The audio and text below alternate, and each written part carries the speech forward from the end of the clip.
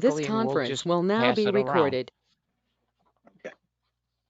Okay. Hi. My name is Scott Kushner. I'm been a member of Green USA for quite some time, and more recently, I joined the board, and I'm helping out with the presentation today.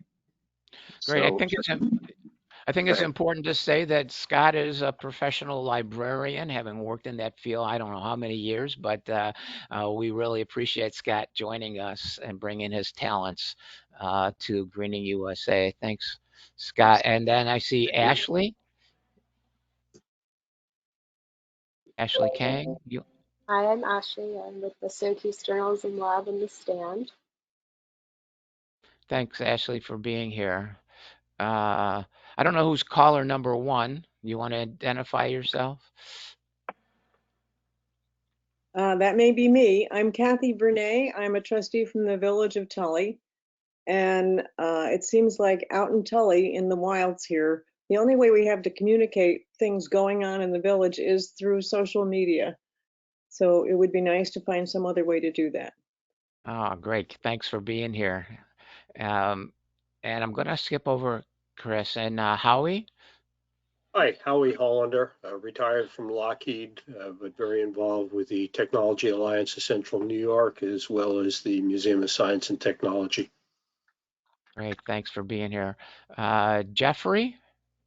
I'm a freelance writer. I'm a member of the Northeast Hawley Development Association and an urban pioneer. I headed the last restoration, revitalization, I should say, of Hawley Green, and very dedicated to turning Syracuse into a real city again. Great, great. And I think we're making progress. And Karen Moore? Karen says her mic isn't working today. Let's see if I can read her message for you. She's an associate director at ESF's Office of Communications and Marketing. Well, Karen, thanks for joining us here today. Now I got to figure out how to get back to my list. It's like, Next out of the chat. all right. Yeah, how do I get out of chat? No, I can't remember. Close, just to close the chat. Yeah, that's right. And now I got to see my list again. There we go. Okay. Kathy, I think Kathy Varney, have we had you? Yes, you have. That's me. Yeah. Thanks, Kathy. I'm sorry. Peter McCarthy? Yeah, Peter McCarthy, board member of CNY Solidarity Coalition, live in the city, and I've been following Central Current with great interest. I know a number of the people involved and looking forward to it. Great, and thank you for being here. Peter Sarver's here also. Peter? Don't forget to unmute. Okay, Peter Sarver with the Moving People Transportation Coalition and ACTS, otherwise known as the Alliance of Communities Transforming Syracuse. Thanks, Peter, for all you do and for being here. Bob Haley? Yeah, thank you, Bob Haley. Peter, you must have a cold, or you're going to the bass section of the choir. Anyhow, Bob Haley, I'm an architect and a former employee of Ashley McGraw, as you mentioned, and one of the folks that was weaned on David Ashley and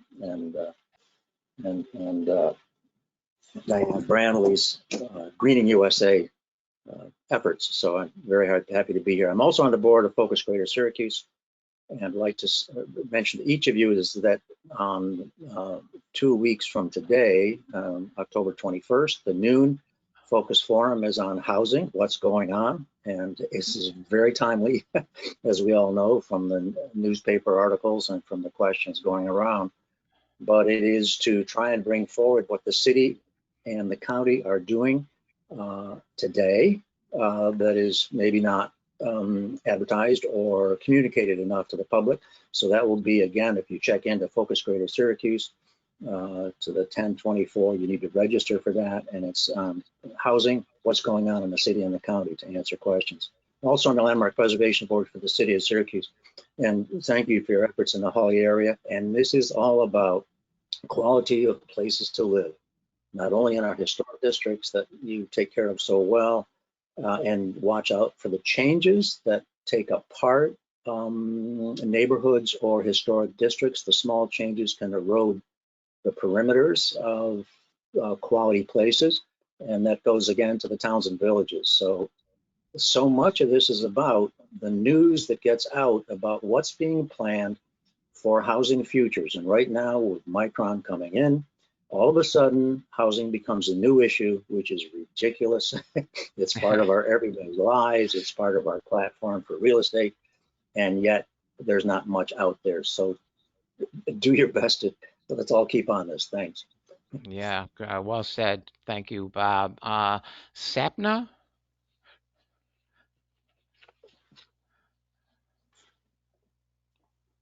I don't know. What that. Now I see your microphone is muted. I think you're unmuted.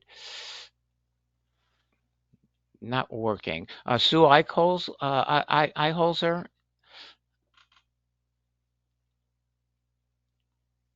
Sue, if you want to introduce yourself, just unmute. I am not. Sue, are you there? Introduce myself? How? No, I don't want to introduce myself. I'm fine. Okay, well, thank you very much for being here, and I see Sapna's mic is not working as well. So let's move on to our speakers. I want to introduce to you Julie McMahon, who is the editor-in-chief of Central Current. Let me just say something before I introduce them. Some of you may not know me. My name is John Prespiora. I've been on the board of Greening USA since its beginning, and I at one time was an employee at the city of Syracuse as a city engineer and the commissioner of its water department. Thanks for everybody for introducing yourselves so our speakers know who is with us today. And as I said, Julie is the editor-in-chief of Central Currents. She began her role with Central Currents in December of last year. Julie has covered criminal justice, education, government, breaking news, and business as both a reporter and an assistant editor at the Post-Standard in Syracuse. She also previously has worked for legal trade publications in Boston, Providence, and New York City.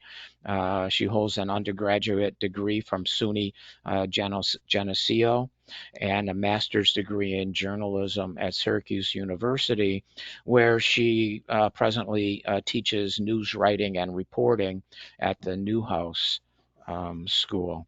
And incidentally, Julie she's on the board of the Syracuse Press Club, which recently launched the Syracuse Journalism Lab, which was recognized by Greening USA in the spring at our annual award ceremony for that project. So Julie will be leading off, but Julie has also brought Chris Libonati with her, the first full-time staff reporter on the Central Currents staff. Chris's role was made possible due to funding and support from local philanthropic organizations, the Reisman Foundation and the Allen Foundation. Chris has 5 years of reporting experience in Syracuse. He began working with Central Currents in June, and he is covering government accountability and equity issues. Chris brings a strong track record of watchdog and accountability reporting over the past 5 years, and he's also worked as a crime reporter for the Post Standard and Syracuse.com. So I am really pleased that we have both of these fine professional journalists with us today to tell us what's going on with local journalism and what plans Central Current has here, and to engage with you, our audience, in a discussion of this very important topic. So Julie, I'm going to turn it over to you. Perfect. Thank you so much for that introduction. It was wonderful, John. And thank you all for being here. I really appreciate it. And it was really great to hear from all of you and some of the things on your mind right now, and a little bit more about the history of Greening USA, which I'm going to have to fill myself more in on. I didn't know the connection to Ashley McGraw, so very, very interesting. And I think that's a good sort of segue into just talking about Central Current, and also inviting, I know we'll give a presentation, but we're very excited to hear from you all. Journalism doesn't happen without sources, without people doing things, coming up with ideas, bringing them to our attention.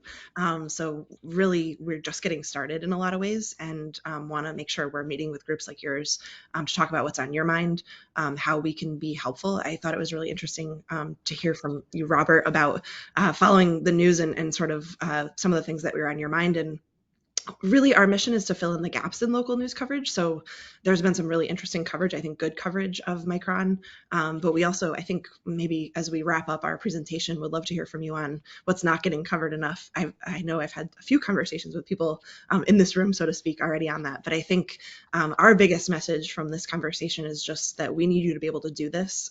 As you heard from John, our funding is coming from the community, and we'll talk a little bit about that and how we see ourselves being sustainable and hopefully being a part of the local news environment long term. But really, our message to you is it's great to meet you, and we hope that that you'll be sort of a part of this as we go forward too. So thanks again for the introduction. It'll help that you don't have to sit through too much sort of bio information on us. But I did want to talk a little bit about Central Current's founding. This group is a really highly engaged group, so a lot of you may have heard of us, but some of you might be hearing about us for the first time. So I do want to take some time to talk about who we are. And I'll pull up our website just so you know where it's at and where to find it. Centralcurrent.org. We formally launched the website, began publishing news in about May, June, when Chris came on board full time.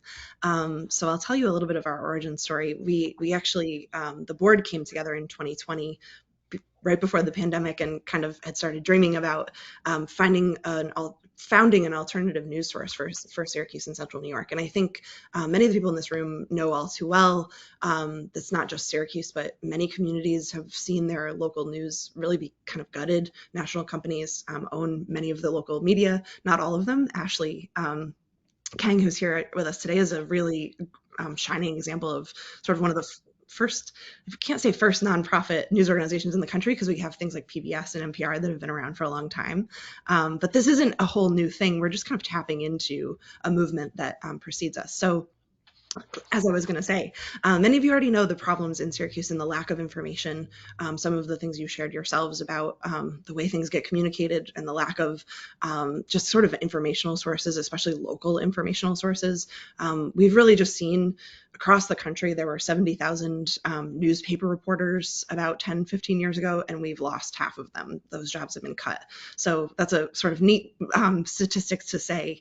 We really heard a demand that we need more local news coverage and better local news coverage. Chris and I both worked at the Post Standard and Syracuse.com, and kind of had our own frustrations about those trends and how they've affected Syracuse and our ability to do our jobs. So that's why we're here, and each of us, I think, will share a little bit more about that. But before we came on board, this group that consisted of Tony Malavenda, who had run for Onondaga County Executive on the Democratic Party line, a good friend of his, Larry Bousquet, who is one of the managing partners of Bousquet Holstein. He's a lawyer, and Rick Wright, who is a longtime radio journalist, taught at SU as a professor emeritus there, has his PhD, has disc jockeyed at radio stations across the country and has sort of talked very vocally about the declines in local radio too, which it's happened on every platform. So they were the ones who kind of came together and started talking about this after Tony had run for office. And not just everyone who runs for office has sour grapes. About how they get covered, but I think the thing that I connected with Tony on was that he was frustrated that people knocking on doors across Onondaga County didn't really know how county government worked, even what the function of a county executive was, who represented them in the legislature, those kinds of things. So really found like there's just clear informational gaps. There's such a need for this. We could do something to help. So they connected with me in 2021 after I had left my job to work at Sweet Praxis Bakery, which was, I believe, founded by two former Ashley McGraw employees, if I'm remembering correctly. Their history, which is really kind of neat that I'm making that connection for the first time to Greening USA. So they're really inspirational in founding something of their own. They also happen to have Tony and Larry as regulars at the cafe on almost every morning that we open. So I was trying to take a break from journalism. I had really grown frustrated about the lack of sustainability in the business, especially in commercial journalism, and now can kind of articulate more clearly the types of stories that I wanted to tell don't necessarily translate to clicks. And the business model across the board, across the journalism field, is driven by your ability to attract an audience to drive clicks. And that's not exclusive to Syracuse, but is a big problem here too. And again, I think all of you sort of shared how that affects you and how you see that affecting the community. And we hear those stories since we've come on board and really gotten started. So we're a staff of 3 now. I connected with them, decided, hey, I'll come out of my sabbatical. I was teaching too, as John mentioned, I teach at Newhouse, and love journalism, so I couldn't stay away. Chris and I are good friends, I think it's fair to say too, and had always been talking about sort of the problems with the business model, the types of stories we wanted to tell, the types of work that we wanted to do. So connected with the founding board. Sapna, whose mic isn't working, was one of the next board members to join us. She's a former newspaper journalist as well, working in, I think it's safe to say, like marketing communications for one of the local BOCES. So again, many people in our community understand and have these connections to the sort of gaps in journalism and how we came to this point.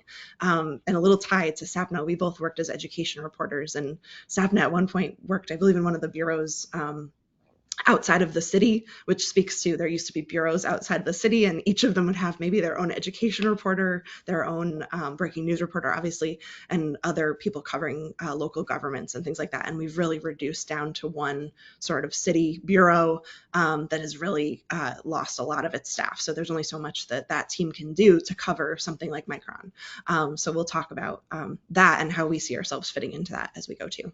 So I've got Chris on staff. I've got our Chief of Staff, Christina Whiteside, who's worked in politics, nonprofits, a lot of different things. And she's helping to sort of run our business operations, which I want to talk a little bit about that too. And we'll be growing soon. I actually have another hire in the pipeline that we'll be able to announce really soon, too, to cover arts and culture will be her focus. But I think it's important to pause and talk a little bit more about that movement for nonprofit news. And I think this also is what's inspired Ashley and I and Syracuse Press Club to have an interest in starting the Syracuse Journalism Lab, which Greening USA recognized. A lot of this is seeing the problems in journalism, the types of narratives that get told when we don't have representative media, when we don't have enough people covering beats. So, we'll talk about like environmental reporting is a beat in the world of journalism. You can take a class in that at Newhouse, but it's really hard to find a job where actually all you get to do is cover the environment. There are fewer and fewer of those jobs. So I think what's really exciting is that although there's a lot of negativity in the past, there's some really interesting movements, people trying to solve these problems, like Syracuse Journalism Lab, like Ashley, and like Central Current is trying to do. So Lion and INN are the local independent online news network and the Institute for Nonprofit News. And these are organizations that help provide resources to groups like ours. And the great news is that there's hundreds of these small online independent news organizations trying to fill in gaps in local news coverage. A lot of them are focused on investigative journalism.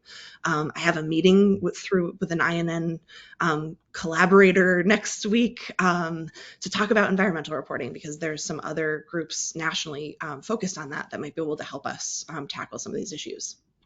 So it's happening across the country. I definitely invite you to check some of these groups out if you're just interested in the topic, because it's really reassuring to know, we're not just kind of out here on our own trying to figure something out. For the first time, we have a little bit of a blueprint to follow. So very quickly, for us right now, that looks like having a chief of staff on board who's going to help me grow our operations, our business arm, continue raising money. We're largely supported by philanthropy right now in the form of large donations and local foundations. We're tapping into some national funding. We'll be announcing a campaign in November and December where we'll be rolling out a membership program where people can support us with a monthly donation. Our content will always be free, so that's the model too. That's part of the business model that's really important. That's what I love about being a nonprofit, is that we don't have to worry, too, about making a profit. We just have to kind of make sure our overhead is covered. Our overhead consists of staff, technology for the most part, reporting, relationships, and Chris will talk about that more once I'm done getting my spiel out of the way. But we do really see, and we're following the plans and the lessons learned from those other news organizations across the country, that philanthropy is a great place to start, but we do need to start thinking about sustainability, thinking about, we don't want Tony Malavenda, who has a political tie, being, our only source of funding. We want more independence than that. And while Tony and I have lots of conversations about the appropriate relationship in his role, what I really want someday is to be able to look out and see and have, thousands of local community members contributing a little bit every month or year, what they can, to make sure that we can be a sustainable news organization to serve Central New York for the future. So we're just getting started, but that's sort of the high level business plan model that we're sort of tapping into. And you'll see a lot. We're really rolling out a lot of this over the next couple of months. So it's a cool time to share what's to come. So this is a long slide. It's sort of our a little bit more of our business model and our proposal for what we think we bring to the community that you may not be getting right now. So we hope to take an entrepreneurial approach and really use the vehicle that is digital online, the journalism platform there, to forge a better relationship with the audience instead of kind of exploiting for clicks. We really want to use these tools to connect with people, better understand how we can serve Syracuse and Central New York. We really have a strong commitment to diversity, to reflecting the community we serve and the hiring choices that we make going forward, and the decisions we make on what gets covered too. And I think this next piece of dedication to assessing needs and issues and really committing to constantly being in touch with the community and trying to respond with the tools of journalism to address our most pressing problems. We talk about solutions journalism a lot. It's something I teach at Newhouse, is reminding folks that as journalists, we think of ourselves as holding people in power especially accountable. And I think that means pointing out problems and what's gone wrong. And that's very important. But we also need to, I think, have an obligation to figure out the solutions. And not that we're going to figure out the solutions on our own, but to point to the people who are trying to, and to analyze them and to hold those folks accountable as well. I think that's the full circle, the full story. And to be collaborative, really to be good partners to other nonprofits, to other journalism entities, especially our partners who are small like us, that might be a one-man, one-woman shop. How can we sort of enhance the work that each other are doing and better understanding of issues in the community? Because our goal really is to have a better informed public that can make decisions for themselves. So that's kind of the mission, sustainability. So you heard about me already, so I won't go into my bio in too much depth, but my role is to oversee all of our editorial operations. And then Christina, as I said, the chief of staff, she's kind of my helps prop up all of those operations and will grow our revenue going forward too. I've always been interested in environmental issues and coverage, so really excited to just be approached by Greening USA to have this conversation and talk about how John mentioned the sustainability triad. We'll talk a little bit about that and how we see ourselves fitting into that. But again, also listen and hear from you and what we can learn from you all in terms of how we can do a better job of covering community. But I wanted to mention that when I came, John mentioned I went to SUNY Geneseo for my undergraduate, and then I came to Syracuse to study journalism. I was like editor of my college paper, and then finally knew that's what I really wanted to study. Got into SU, went to Newhouse for my first class, and the first big project I got to do, I did on the sewer system in Syracuse. And really what the project was like, I want to write about Onondaga Lake. And I'm from upstate New York. I'm from the Catskills area, but I didn't know anything about Onondaga Lake.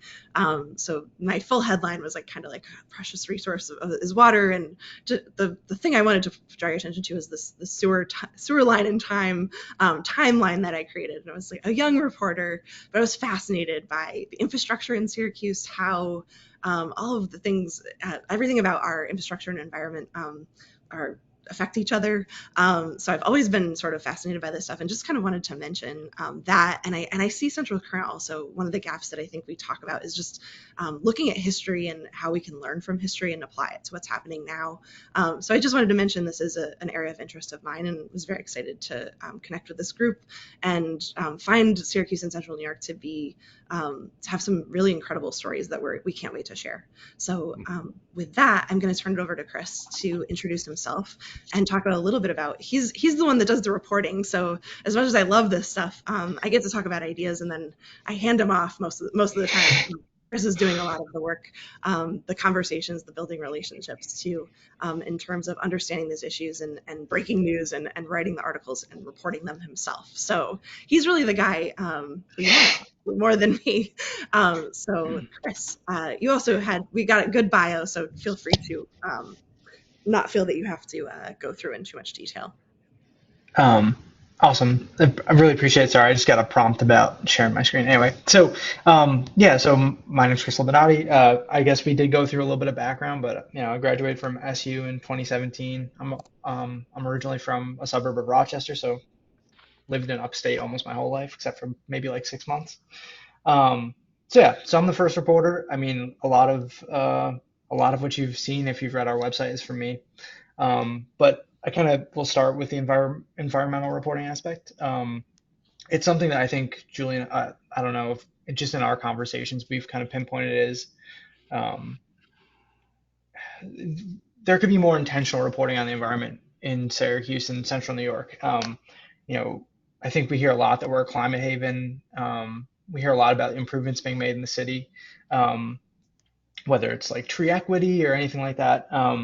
But I think more reporting on that is good. And also a lot of some of the best good government efforts in this area come on the environment. One of the most recent things that we've tackled or written about yesterday, I believe we published it, was, kind of in reporting terms, kind of cosmetic, but obviously the story itself is deeper.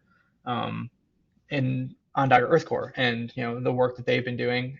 Their work's about to ramp up because the city last year started its urban forest or put its urban forest master plan into place to kind of improve tree equity and the tree canopy.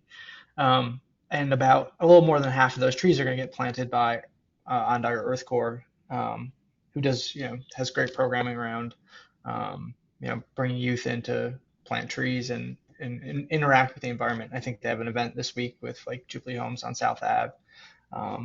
So that's kind of a recent story that we've done. I think we're looking for more. I know we're looking for more. I think one of the most important parts right now, I think everyone's focus is on Micron, and how that will interact with the environment is really important. Whether it's the water supply, the potential for fossil fuels, they have committed to going 100% renewable for their factory, but like, how will they do that? I think is a really reasonable question that we should be asking. When I-81 comes down, I think that's another story, or the viaduct comes down, whether it's lead or just the way Interstate 81 has impacted residents in its use, right? I think those are important stories, and air quality. As that process happens, right, the viaduct comes down. Like, what will air quality be in those neighborhoods where, traditionally elevated highways like that have a really negative impact for air quality, especially in communities of color. We've seen really great reporting on that from across the country, and I think we could do some of that here. Obviously, Onondaga Lake is, the continual cleanup is an important piece of this. I know I've had someone kind of beat my door down to do reporting on kind of forever chemicals in Onondaga Lake, and we haven't gotten to it yet. But I think there's been a lot of reporting around that by other folks, whether outside the community or here, and that's just kind of another story that um, we had been talking about a little bit. Another story that kind of came up recently was the return of the 1,000 acres to Onondaga Nation. I actually think it's a very, very important environmental story in terms of, I heard Joe Heath talk, counsel for the nation, at a recent event about how they're sending out a party every week to explore a new portion of that land. I think he said they found 7 waterfalls so far, which is beautiful, but also it's reconnecting, reknitting that land back into the nation's fabric. I mean, that's really important, and I think people should see that happen and also validate that that's happening. But also, I imagine that's kind of it's been in I think the nation's perspective long overdue. So I think continuing to cover that is important. Um, but and sorry, I have our slides up here, which you guys can no longer see. But so I'm running through a slide, and so I kind of in terms of the environment, the economy, and social equity, the sustainability triad, like I've kind of covered the environment, but the other parts of that, social equity, in terms of like gun violence and childhood poverty here, I think those are 2 things that something that I've always covered. I covered crime at the Post Standard, um, but covering that from a deeper perspective, and not just like pointing out that, hey, we have a childhood poverty problem, or we have a gun violence problem, or that, like, why is that? What are the solutions here to help get at that? Um, and I think that's kind of a big focus for us. And I actually think I kind of, in tying that to the environment too, like we are, I think, trying to look for the solution stories in environmental reporting. Um, it's not natural to me. I haven't covered the environment as a beat or anything yet, and so it's actually really important that I talk to people who do know those aspects, and kind of, we always talk about sources, and I think when people think about a source, they think about someone who's like leaking information or like giving you something that no one else has. But the reality is, sources often are just people who walk you through their lives and what they understand about something, and can catch you up or speed you up on something. And in fact, those are the best sources that I've had, because the sources that give you information, they're one-offs, right? They give you like a piece of information here, a piece of information there, and it's important to accountability, but there is more to reporting than accountability. Explaining how systems work is really important. So for me, I'm really excited to talk to people about the environment. I think it's a super important issue. Like I said, people keep saying we're a climate haven here, that people are going to come here because we have a good climate, but um, you know, eventually when people come here, that could put a strain on this, water supply and things like that. So that's all very important. So I guess, right here, like I said, great reporting relies on great sources, and we kind of need you guys, and we're excited to hear from you guys. And so I think, Julie, we can open it up to questions. Yeah, I wanted to say a couple of quick things on. Oh, yeah, Um, sorry. I think what I like about Greening USA as I get to know this organization better is the way you see these things tied together and affecting each other. And I think that's how Chris and I operate in the way we talk about stories. And we're finding ourselves, the dream when it comes to reporting is to work on a beat, so to speak, right? We use that term to describe like a subject area, a set of meetings you can go to and reliably get to know people and get to understand an issue. And we are a very small staff. So right now we don't really have that luxury. So Chris is finding himself working on many different beats. But I think as we sort of try to size up what's missing in the coverage, what do we think could be done better, or what's not being done at all, I think that's where we've arrived at. Is I think we share a lot of the same interests with this group. So again, I agree. I'd love to open it up to questions. And I just mentioned too, I think some of the things that were brought up along the way, questions of land use when it comes to Micron too. I think he touched on a few things, right? There's so many questions that we have. And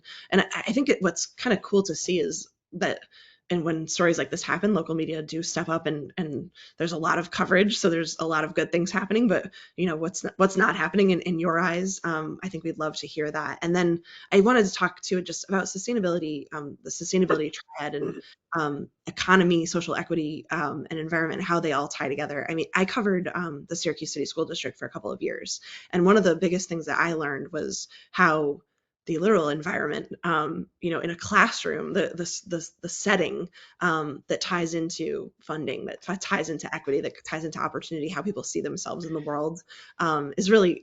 We talk a lot about stories and the importance of how we tell stories, and it's just made me. It was very thought provoking for me to think about how we see things in that lens. So, would love to hear from you on all kinds of different topics. So I think we'll open it up. If that's okay. Yeah, thanks, Julie. And just some housekeeping in terms of how we should do this. Maybe write in your chat that you have a question. You don't have to write out your question. If I see that you put question in the chat, I can call on you. We're a small group. If that doesn't work for you, if you raise your hand, try to get recognized also. So while you're doing that, let me just say there are a couple of things that I'm thinking about to throw out, and maybe someone else has the same type of questions. But first, I'd like to hear a little bit more about the board. You mentioned it, just to have the structure, fully understood. Um, um, Also, I have a question about how stories will be presented. It looks like your site is structured around text stories, um, not video stories, and I'm wondering if you're planning that. Um, I'm interested in the partnership with WCNY. I noticed there's some stuff going on there from the latest WCNY magazine that came out. There's some mention of Central Currents, and I know that your office is, I think you're renting office space in their building or something along those lines. So I'd be curious to hear about but those connections. So if you would talk about that, and other people, if you have a question, I see there's a couple in the chat. So why don't Yeah. Judy or Chris, why don't you pick up my questions? Yeah, those are. I can definitely touch on all of those things quickly. So I'll say first, yes. So a little bit about our structure. Yes. So we have, I believe our board is 10 people now. I'm gonna. I can send you. I was gonna say I can pull up even. We've got photos of everybody up, but make sure I talk about everybody because I think wanted to be very intentional how we grew the board with our three founders. From there, some of the connections that I made, Sapna was one of them.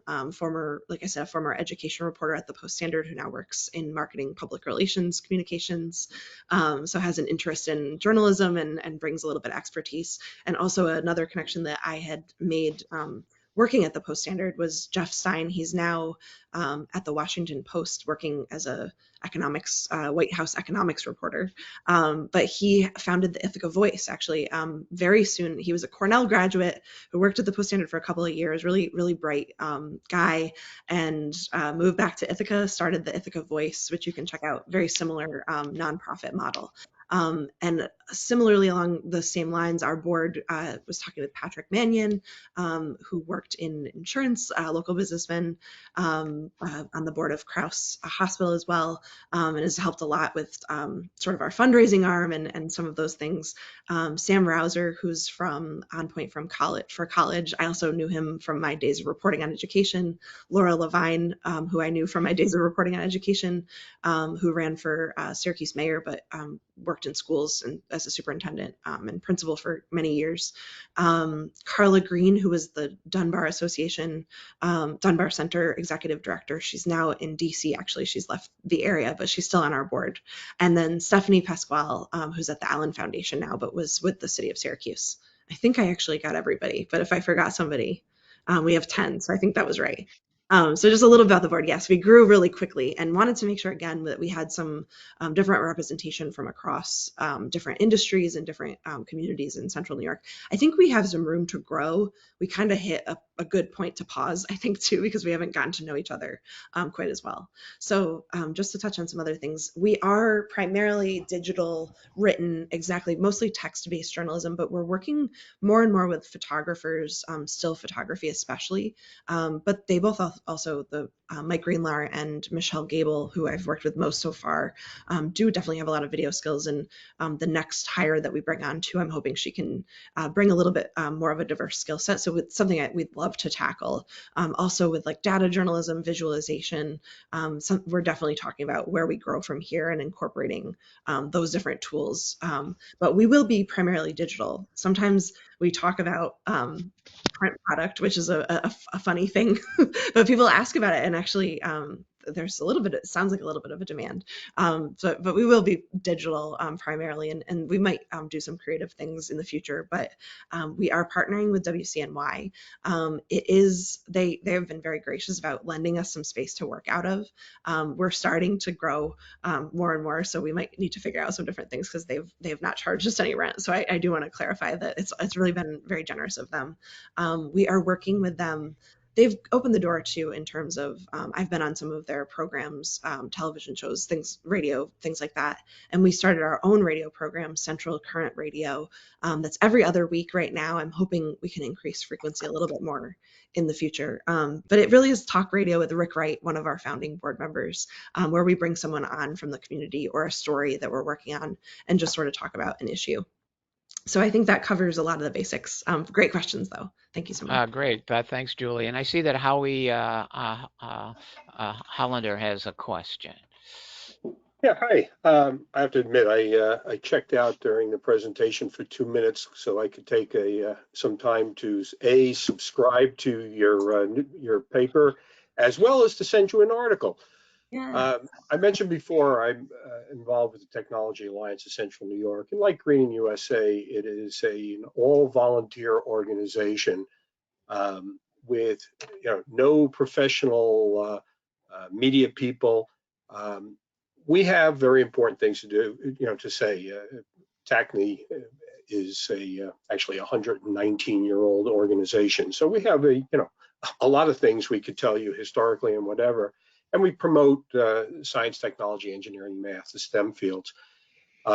We think it's very important. The microns of the world will appreciate some of the stuff that we do later, but we struggle with getting the message out. We have our own mailing list, constant contact with 800 plus people. They constant contact sends you data back, so I know that the bulk of those people just hit delete whenever they get something. What would be your suggestion to the many small organizations, some represented in the boxes that we're looking at on the screen, but what can we do to get what we believe are very important messages out to the general public of Central New York?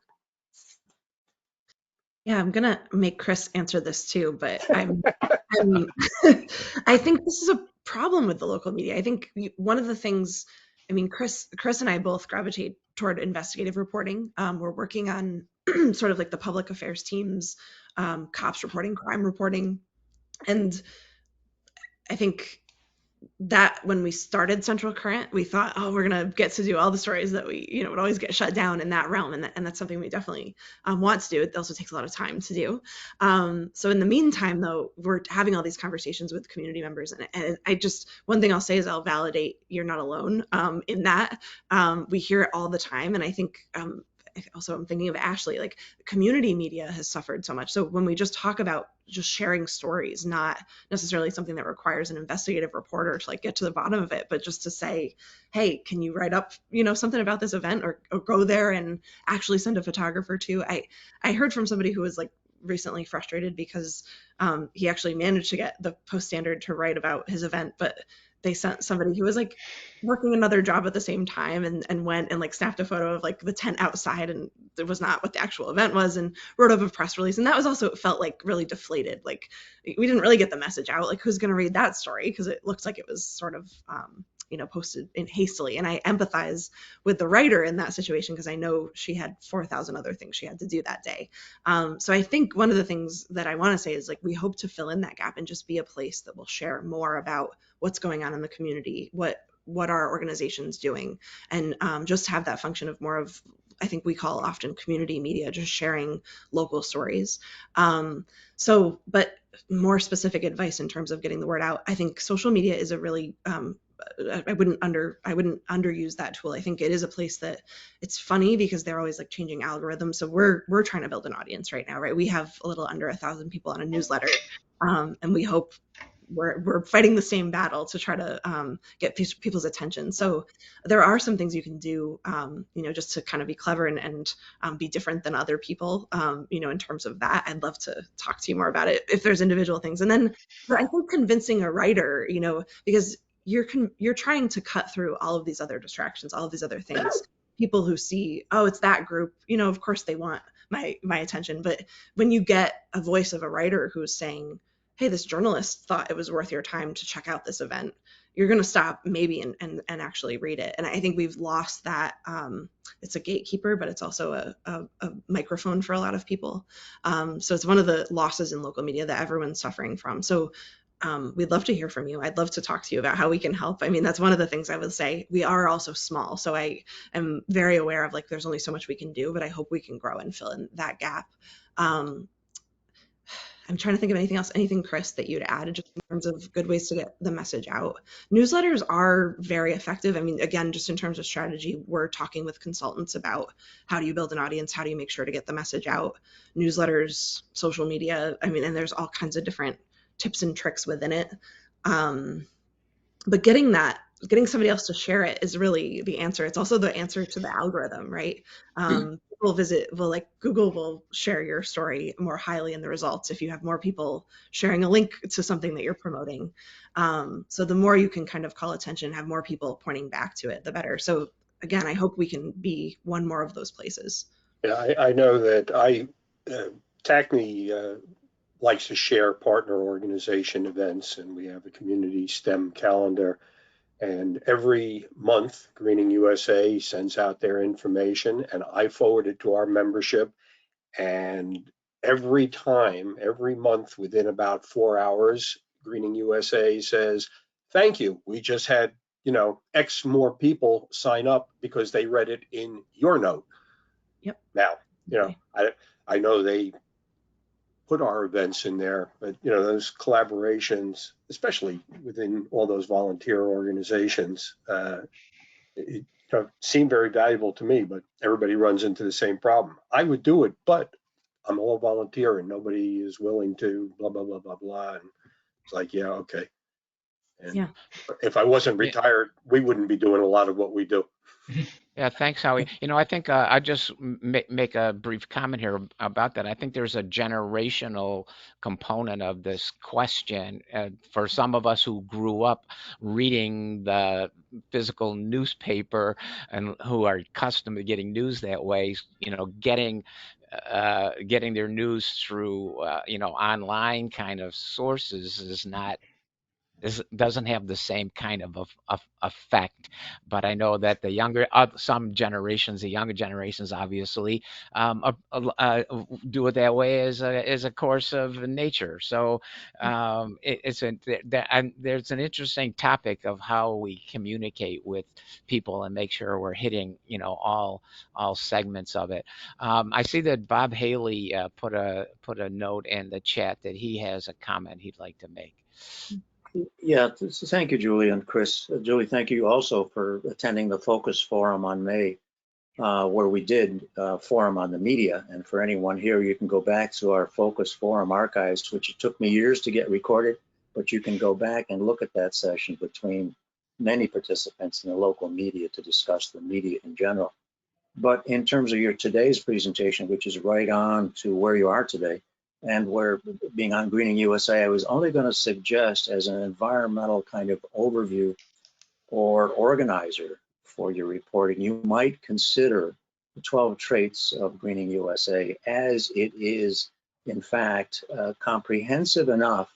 In fact, maybe it's so comprehensive that it deals with so much, it's hard to carry it all in one bucket. But the 12 traits are so well organized on impact for basic issues. You could cover housing, you can cover water, you can cover news and or government. So you might consider that and look at it seriously in terms of your kind of overriding range for your environmental reporting on all aspects important to the media. And then just to follow up to other comments by Howie and others, all small organizations, of which I keep finding myself a member of 3 or 4 or 5 at the same time, have trouble getting their primary message out to enough people. I mean, here we are today talking about a hugely important issue, and we wish there were hundreds listening. So that's a huge issue in today's world. And of course, what goes out, I got to watch my temper sometimes, but what goes out in terms of tweets, which I don't even use, sorry. I use media. I don't use a lot of it. Again, that's somewhat generational, but on the other hand, I won't go 6 ways at once because you can't go 6 ways with anything significant at once. But the media chaos does not enhance focusing on news issues. So it would be great to use sustainability as that overview. Thanks. That's just a comment I wanted to make. Thank you so much. Thanks, Bob. Peter McCarthy. I don't know if Julie, if you wanted to respond to that. I'm sorry. I didn't know if it needed Julie or Chris. Would you like to respond to? We'll definitely check it out. No, just to say thank you so much. I'm very interested, and it's nice to have some framework sometimes to work off of instead of reinventing the wheel. So thank you so much. Right. Yeah. Yeah. If you want to find if anybody's new to Greening USA, we still keep our website up, although it probably needs some tender loving care. greeningusa.org. You should be able to find a link to the 12 traits if you want to check out that information. Peter McCarthy has a question. Yeah, a couple comments.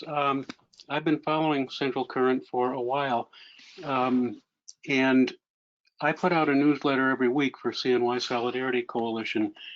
And our original focus 5 years ago, right after Donald Trump's election, was very much on national issues, and things like immigration and things were very in the forefront. We've shifted quite a bit to local issues, looking at poverty, looking at the environment. And I'm really excited with what you opened with. Two big things that don't get enough attention. One is county government, and somebody, I think it was Julie, said people don't know how important county government is, or how it works, or where the money goes, or what happens to it. And Chris did a great article on that the other day, just about the county budget, which we don't see in the local papers. And secondly, the focus on the environment.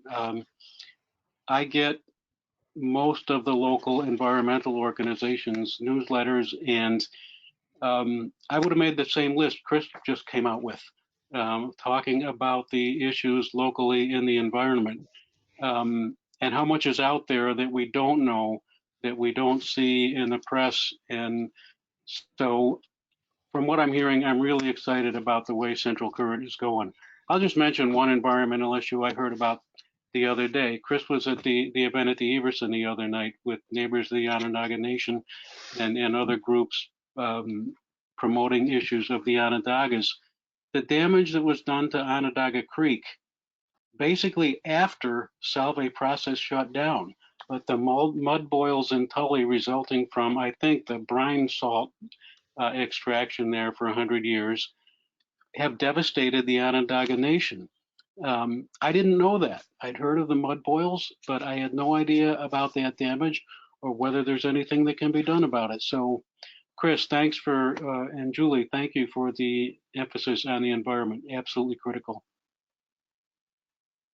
Yeah, I also went to that Monday night, the Indigenous Peoples event at the Everson Plaza, and they showed some videos of the mud boils, which are being made currently. So this is very active and environmentally negative. And it's interesting, as I said to my wife, here we are, called the Salt City, and it was the salt mines that destroyed the waters to the nation. And another thing that Oren Lyons said that is so critical here to us in New York, Central New York, that is absolutely unique globally.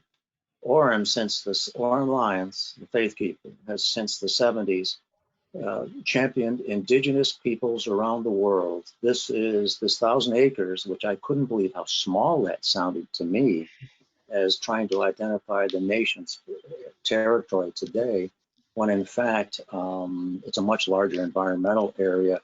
And Oren has championed that and their world and the environment to a global support system for all indigenous peoples.